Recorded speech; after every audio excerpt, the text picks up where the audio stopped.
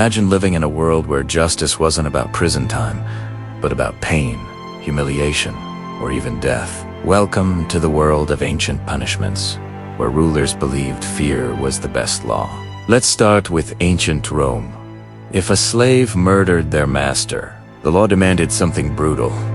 Every single slave in that household, hundreds, sometimes thousands, would be executed.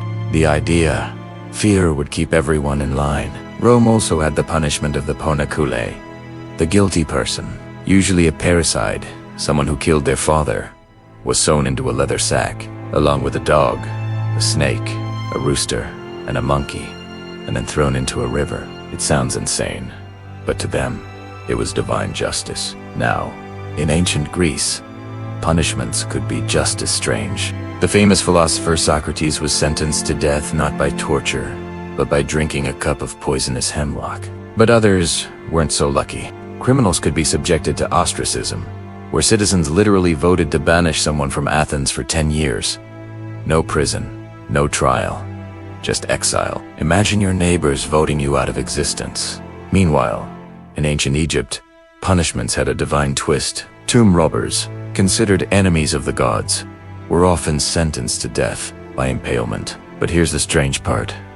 Some were mummified alive, sealed in wrappings, and left to suffocate as a warning to others. To Egyptians, protecting the afterlife was more important than protecting life itself.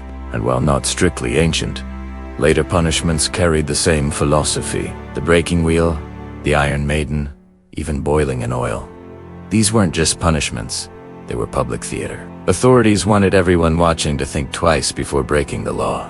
When we look back, it's shocking, even horrifying. But in those times, people believed harsh punishments were the only way to maintain order. Today, we talk about justice, fairness, and human rights.